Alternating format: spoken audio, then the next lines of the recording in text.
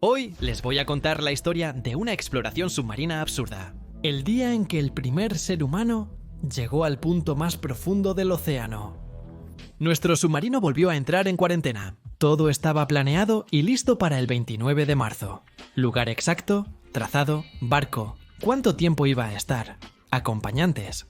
Pero la pandemia no dio oportunidad.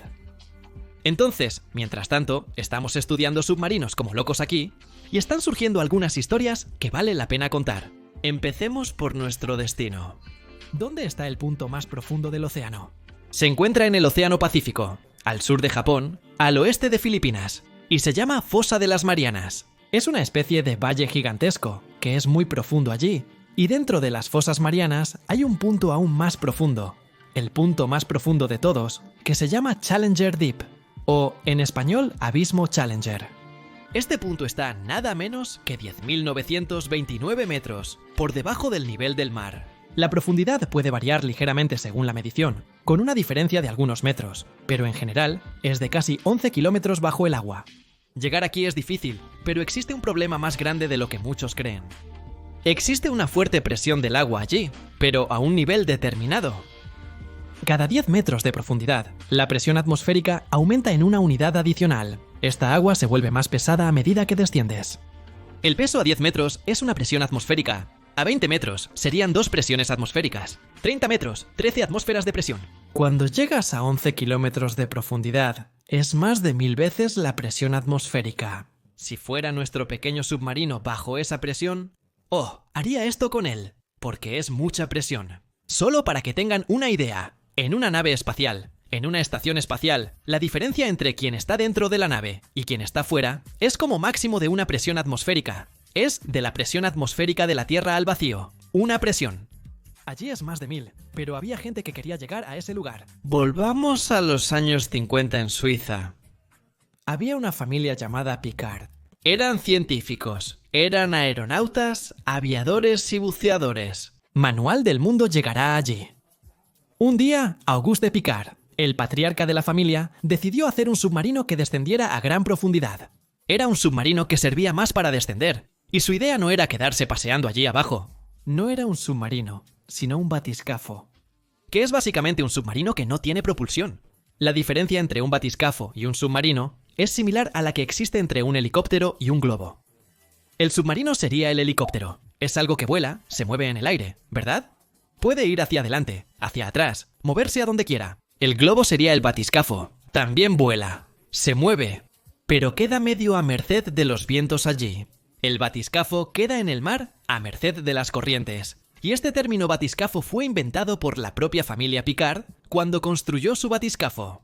Mira qué belleza que hicimos aquí en Manual do Mundo. Este es el batiscafo Trieste. Es lo que construyeron en la década de los 50 en Italia, en la ciudad de Trieste. Y básicamente es un submarino grande que no tiene motor, solo tiene algunos pequeños motores de control de posicionamiento, muy débiles. Hay una boya gigante aquí arriba y una esfera de acero, donde las personas se quedan. Una cabina aquí abajo.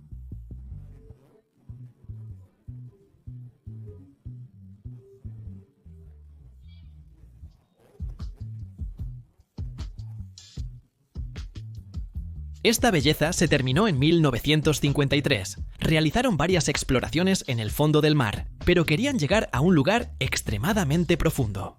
Y para eso, no basta con haber construido una máquina genial y ser una familia súper y bien calificada. Necesitas un apoyo fuerte. Y lograron quizás el mejor apoyo que podían imaginar. En 1958, la familia Picard vendió el batiscafo a la Marina estadounidense. Y lo más genial es que no abandonaron la misión. Las 2 personas elegidas para viajar con el Trieste fueron un teniente de la Marina, Don Walsh, y el hijo de Auguste Picard, Jacques Picard. La misión estaba definida, llegar al punto más profundo del océano. Solo que el batiscafo Trieste no era exactamente una máquina perfecta. Entonces, la Marina estadounidense hizo varias reformas, incluyendo cambiar la propia cápsula de metal en la que descenderían allí y abajo. En 1960, estaban preparados para descender. Uno de los mayores retos del batiscafo era llevarlo hasta el punto de inmersión deseado. Para que se hagan una idea, vacío pesaba 50 toneladas. Solo la cápsula de acero aquí abajo para 2 personas pesaba 14 toneladas. Entonces, ¿no podía ser colocado fácilmente en la parte superior del barco? No. Requería remolque, pero es una máquina sumamente delicada. Entonces, tenía que ser remolcado muy lentamente. La velocidad de remolque fue de 4 nudos, equivalente a un poco más de 7 km por hora. Es la velocidad definida para remolcar nuestro submarino el 29 de marzo, que no sucedió, pero sucederá. El 23 de enero, 1960, llegaron a la fosa de las Marianas. El mar estaba terriblemente agitado, golpeando las olas en sus cabezas, y perdieron dos instrumentos cruciales.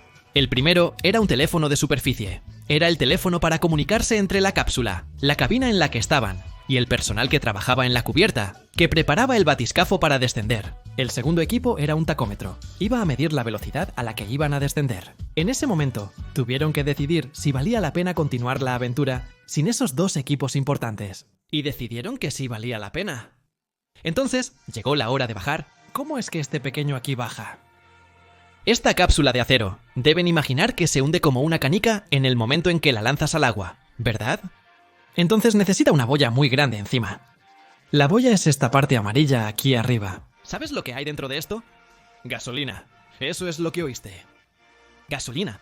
No se podría poner un gas aquí, porque a medida que fueran bajando, el mar ejercería cada vez más presión. El peso del agua transformaría esto en una lata aplastada. Entonces, necesitaban poner un líquido, porque los líquidos comprimen muy poco. Normalmente aprendemos que los líquidos no son compresibles. Si intentas comprimir agua para reducir su volumen, teóricamente no se puede. Todo esto en condiciones normales, aquí en la superficie. A 11 kilómetros de profundidad, todo cambia. Solo para que tengan una idea, el agua se comprime un 5% y la gasolina un 13% allá en el fondo. Pero a pesar de comprimirse un poco, podía proteger el casco. No iba a dejar que el agua aplastara el casco. Otra cosa importante es que la gasolina es menos densa que el agua, flota en el agua. 1 litro de gasolina pesa 700 gramos en una balanza, y si pones agua, pesará 1 kilo. Mira la diferencia entre los dos. Entonces, esto hace que todo este tanque gigantesco de gasolina asegure que esta cápsula aquí no se hunda de repente. Pensando en un globo, después de todo, estos chicos también eran aeronautas. Es como si esto aquí fuera la canasta del globo y aquí arriba tuviéramos la bolsa de aire que levanta el globo. Ellos no querían volar en el aire, ni flotar en el mar como un coco. Ellos tenían que bajar. ¿Cómo se baja en esto? Primero entraban en este túnel y se encerraban en la cápsula de metal allá abajo. Este túnel es como un agujero que luego se llenará de agua. Para descender, tenían 2 lastres de agua, uno enfrente y uno detrás del batiscafo. Sí, exactamente como nuestro submarino. Cuando el batiscafo está allí arriba, estos 2 depósitos están llenos de aire. Luego abren una válvula, comienzan a llenar de agua y el batiscafo comenzará a descender. Exactamente como nuestro submarino. Para mostrar bien este descenso, vamos a jugar con la escala aquí. Colocamos esta regla y construimos esta hermosa réplica del batiscafo Trieste, que está en proporción de 1 a 100. Eso significa que cada centímetro en la regla corresponde a 1 metro en la realidad. Entonces, aquí tenemos 100 metros de profundidad. Es exactamente compatible con el Trieste, está en la misma proporción. Entonces, comenzó a descender aquí en pocos segundos, llegando a 5 metros de profundidad, lo máximo alcanzado con nuestro submarino. Otro equipo que vale la pena mencionar era el lastre del batiscafo. Sí, a pesar de la boya y la cápsula, tenía un lastre de metal, al igual que nuestro submarino, que por cierto usa lastre de plomo, que es un metal más noble que el acero que usaban en el suyo. Pero lo interesante de esta historia es que era un lastre ejectable. Aquí tenían 2 tanques llenos de bolitas de acero, más o menos del tamaño de estas bolitas aquí, que son imanes. Y si necesitaban soltar un poco de lastre, podían abrir aquí arriba, usando un electroimán, y entonces las bolitas se soltaban, salían como si fuera un líquido. Estos electroimanes, que funcionaban como si fueran la llave del lastre, funcionaban de una manera un poco invertida. Cuando se energizaba el electroimán y se cerraba la llave, no salía lastre. Cuando cortabas la energía, se descargaban, dejaban ir el lastre. Esto es muy importante, porque si hubiera un apagón en el batiscafo, se dejaría salir todo el lastre y el batiscafo subiría. Pero, ¿por qué después de todo necesitamos un lastre que pueda soltarse? ¿Por qué vamos soltando el lastre en medio del camino? Porque a medida que el Trieste va bajando, va ganando velocidad. Y esto sucede porque la gasolina se va comprimiendo. Tanto por la presión como por la temperatura, porque se va enfriando cada vez más. La gasolina se va encogiendo, y a medida que se encoge, tienen que dejar entrar un poco de agua. De lo contrario, el casco del batiscafo se aplastará. Esto hace que el Trieste se vuelva cada vez más denso. Al volverse más denso, desciende con mayor rapidez. Para detener la caída, deben lanzar algo de lastre afuera. Así, mejora su densidad, frena el descenso y logra controlarlo para evitar precipitarse sin control.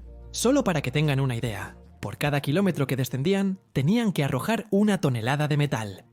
Pero aún estamos al comienzo de nuestro viaje. Estaban descendiendo allí en los primeros 50 metros. Cuando llegaron a los 100 metros, el batiscafo dejó de descender. Esto ocurrió al llegar a una región con agua considerablemente fría. Solo que el batiscafo todavía tenía la temperatura alta por dentro. Esto significa que ganó cierta flotabilidad y ya no podía descender más, y se encontraron en un dilema. Sí, había un mecanismo allí para ayudar al Trieste a descender. Es lo contrario del lastre. Uno de gasolina justo aquí en el medio. Este yo lo pinté de naranja. Podían soltar la gasolina y dejar que el agua entrara. Es como un lastre de gasolina aquí. Y podrían usarlo ahora. El problema es que solo habían bajado 100 metros y ya iban a gastar la gasolina que guardaban.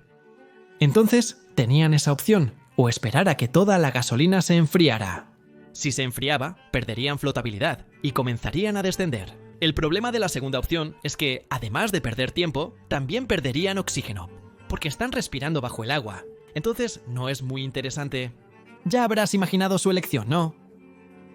Gasolina, vete que queremos bajar. Arrojaron un poco de gasolina, y el batiscafo sigue bajando. Y puedes notar que se encogió, ¿verdad? Esto sucedió porque cambiamos la escala aquí, que ahora es de 1 a 1000. Cada centímetro corresponde a 10 metros. Puedes ver que nuestro batiscafo aquí mide solo 2 centímetros, aunque en realidad tenía alrededor de 20 metros de largo. Cuando llegaron a 500 metros de profundidad, ya no había más luz, oscuridad en el fondo del mar. Y por supuesto, que en ese momento ya estaba bastante frío, así que los chicos se cambiaron de ropa, se pusieron un abrigo seco y todo lo demás, y continuaron bajando. A los 700 metros, comenzaron a ver plancton brillando en el fondo del mar. Es más o menos como una luciérnaga marina. Este fenómeno se llama bioluminiscencia. Son organismos que emiten luz. Esto es tan hermoso que los chicos apagaron todas las luces porque querían ver la vida marina allá abajo, que es sensacional. Entonces, descendieron hasta llegar al final de nuestra escala, que solo alcanza 1 kilómetro de profundidad. Pero tranquilo que nuestra escala puede cambiar de nuevo. Ahora es de 1 a 10.000. Eso significa que cada centímetro de la regla corresponde a 100 metros, y el batiscafo aquí se vuelve muy pequeñito, con 2 milímetros de longitud. Y sigue bajando.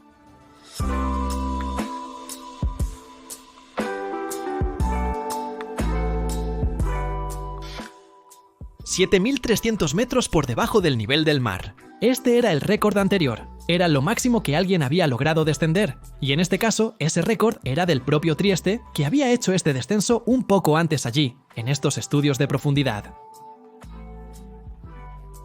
Esto significa que, a partir de ahí, ya estaban navegando en un agua, en una profundidad en la que nunca ningún ser humano había descendido en la historia del planeta Tierra. Y ya era un logro considerable.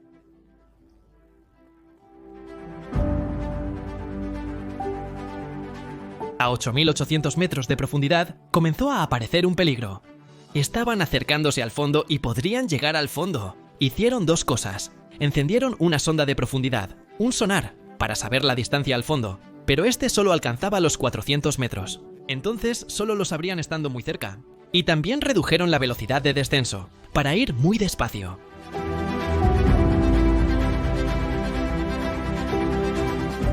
$9.800 metros.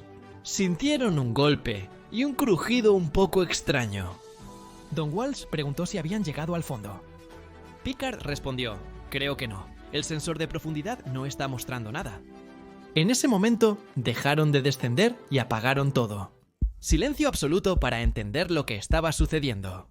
Escucharon un ruido, que parecía como si unas hormigas pasaran por fuera del Trieste, o como si el agua se estuviera rompiendo, a medida que se movía.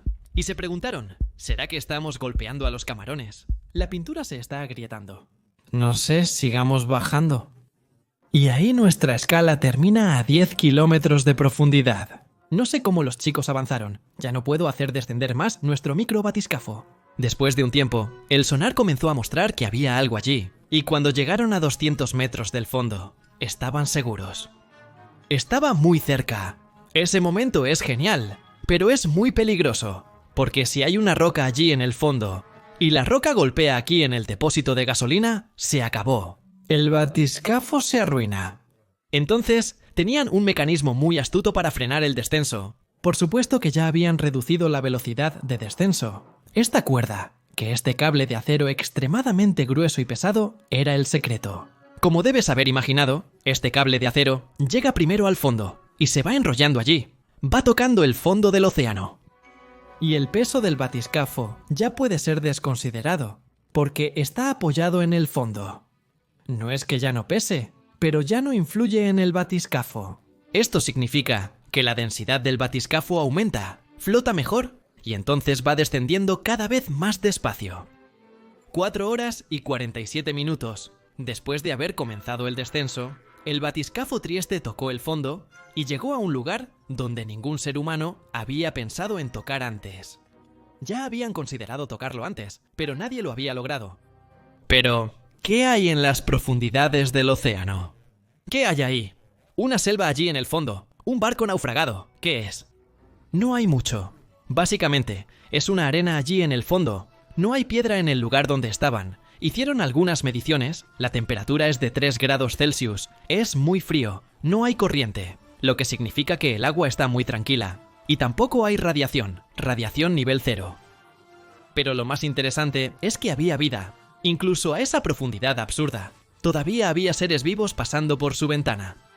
Lo primero que vieron, pensaron que era un lenguado, ese pez que se queda en el fondo del mar con 2 ojos mirando hacia arriba, pero no lo vieron muy bien. Y hoy en día todo el mundo piensa que vieron un pepino de mar.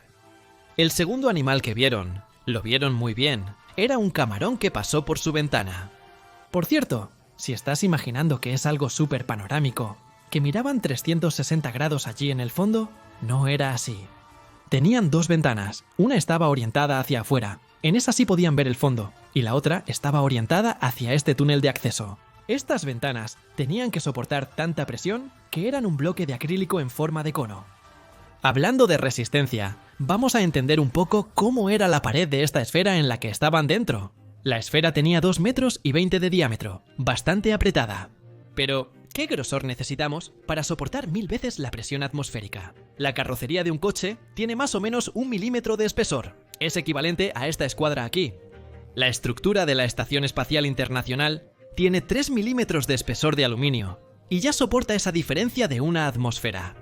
El tanque de gasolina, el flotador del batiscafo era de acero y tenía 5 milímetros de espesor. La cápsula en la que estaban era de una aleación de acero ultra resistente con molibdeno y todo lo demás. ¿Y el grosor era más o menos? No.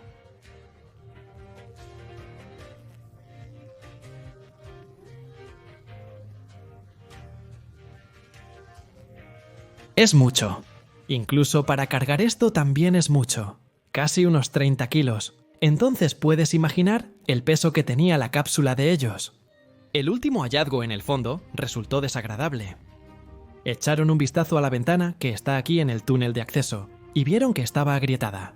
El ruido que habían escuchado había venido de esa grieta. Es hora de subir, ¿verdad? Al final, solo se quedaron 20 minutos allí abajo. Vamos hacia arriba. Entonces comenzaron a desechar un poco de lastre y todo bien.